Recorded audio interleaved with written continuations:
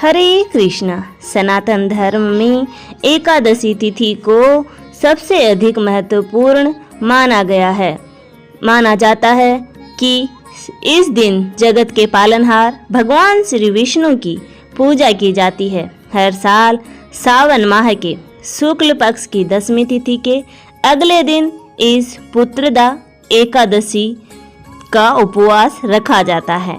धार्मिक मान्यता है कि एकादशी तिथि पर जगत के पालनहार भगवान विष्णु और माता लक्ष्मी की पूजा अर्चना और व्रत करने से भक्तों के सभी पापों का नाश हो जाता है। ज्योतिषी शास्त्र में एकादशी के कई विशेष उपाय भी बताए गए हैं, जिनको करने से भक्तों के जीवन की सभी परेशानियों का और दुखों का अंत हो जाता है और सुख समृद्धि में वृद्धि होती है। आइए आपको बताते हैं इस बार पुत्रदा एकादशी का व्रत किस दिन रखा जाएगा और व्रत का पारण किस दिन किया जाएगा। कौन कौन से विशेष उपाय आप इस दिन कर सकते हैं और किन किन मंत्रों का जाप करना इस दिन शुभ फलदायी रहता है। इस बार एक एकादशी तिथि प्रारंभ होगी 15 अगस्त गुरुवार की सुबह 10:02 से और 16 अगस्त शुक्रवार की सुबह 9:39 पर समाप्त होगी।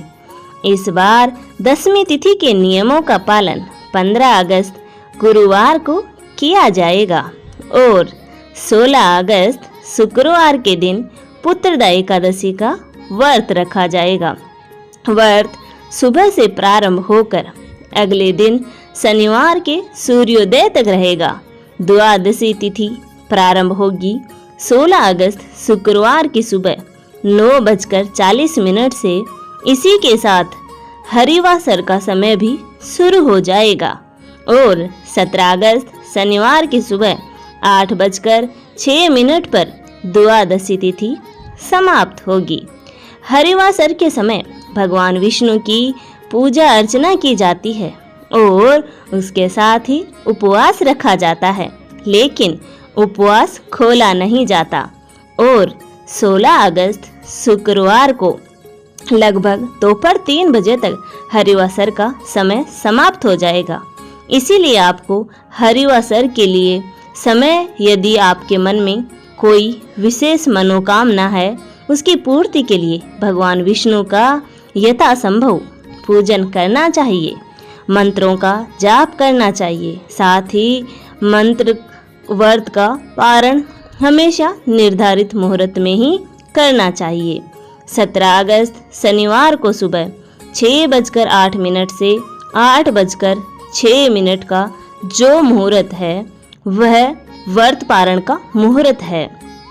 इसी मुहूर्त में आप एकादशी का उपवास खोल सकते हैं। ज्योतिष शास्त्र के अनुसार इस बार सावन माह की पुत्रदा एकादशी के दिन व्रत का संकल्प लेने से लेकर भगवान विष्णु की पूजा अर्चना करने के लिए इस बार 4 शुभ मुहूर्त बताए जा रहे हैं। इस दौरान सभी मुहूर्तों का अपना अलग अलग महत्व भी बताया जा रहा है। सबसे पहला मुहूर्त है सुबह 5:51 से लेकर 7:29 तक रहेगा, जो पूजा का दूसरा शुभ मुहूर्त उन्नति मुहूर्त रहेगा। ऐसे में सुबह 7:29 से 9:08 तक आप पूजा कर सकते हैं। तीसरा शुभ मुहूर्त है अमृत सर्वोत्तम, सुबह 9:08 से 10:47 तक रहेगा। और वहीं चौथा शुभ मुहूर्त जो कि उत्तर मुहूर्त रहेगा, दोपहर 12:02 से 2:04 तक रहेगा। यदि निसंतान दंपति आज के दिन संतान प्राप्ति की कामना से, यह पुत्र की प्राप्ति की कामना से भगवान विष्णु की पूजा अर्चना करते हैं और संकल्प के साथ व्रत प्रारंभ करते हैं, तो भगवान विष्णु उनकी संतान प्राप्ति की इच्छा को बहुत जल्दी पूरा करते हैं।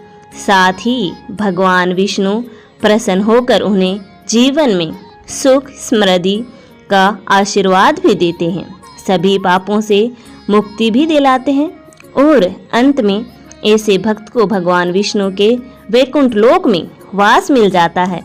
एकादशी व्रत में चावल या चावल से बनी वस्तुओं का त्याग किया जाता है। इस दिन भगवान विष्णु को अक्षत भी नहीं लगाए जाते हैं। भगवान विष्णु के भोग में तुलसी पत्र जरूर होने चाहिए। बिना तुलसी पत्र के भगवान अपना भोग स्वीकार नहीं करते हैं और नियमों के अनुसार एकादशी के दिन तुलसी पत्र नहीं तोड़े जाते हैं। इसीलिए दशमी तिथि के नियमों का पालन करते हुए आप दशमी तिथि यानी गुरुवार के दिन ही तुलसी के पत्ते तोड़कर रख लें, जिन्हें आप एकादशी और द्वादशी दोनों ही दिन भगवान विष्णु को भोग में अर्पित कर सकते हैं। धन सुख समृद्धि की कामना करने वाले भक्तों को एकादशी की शाम को तुलसी जी के सामने गाय के शुद्ध घी का दीपक जलाने के बाद तुलसी माता को प्रणाम करके ओम हरि प्रिया नमः, ओम सुभद्रा नमः इन मंत्रों का जाप करते हुए 3 बार परिक्रमा करनी चाहिए और अपनी मनोकामना तुलसी माता के समक्ष कहनी चाहिए। ऐसा करने से आपकी मनोकामना अवश्य पूर्ण होगी। अगर आप अपनी संतान की पढ़ाई लिखाई या उज्जवल भविष्य के लिए चिंतित हैं, तो आप आज के दिन अपने बच्चे के ललाट पर माथे पर केसर का तिलक लगाएं। साथ ही किसी गरीब व्यक्ति को भी स्तन पीले वस्त्र का दान करें और इस उपाय को करने से आपके बच्चे का भविष्य उज्जवल बनेगा और बच्चे की बुद्धि भी तीव्र होगी। निसंतान दंपति अगर संतान सुख चाहते हैं तो उन्हें पुत्र एकादशी के दिन एक उपाय को अवश्य करना चाहिए। इस दिन भगवान श्री कृष्ण के बाल रूप का पूजन आपको करना चाहिए। यदि हो सके तो बाल गोपाल जी की पूजा अवश्य करें और उन्हें माखन मिश्री का भोग लगाकर नई बांसुरी अर्पित करें और फिर संतान गोपाल मंत्र का 108 बार जाप करें। मंत्र है देवकी सूत गोविंद वासुदेव जगपते देहि में कृष्णम त्वा महम शरणम गतः।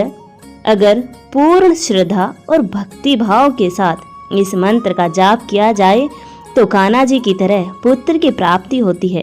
एकादशी के दिन पूजा करते समय मंत्रों का जाप और व्रत की कथा का श्रवण या पाठ अवश्य करना चाहिए। यह भी आज की वीडियो उम्मीद है आपको पसंद आई होगी। आगे की जानकारी आपको पसंद आई है, अच्छी लगी हो तो वीडियो को लाइक करना, चैनल को सब्सक्राइब करना नहीं भूलें। धन्यवाद।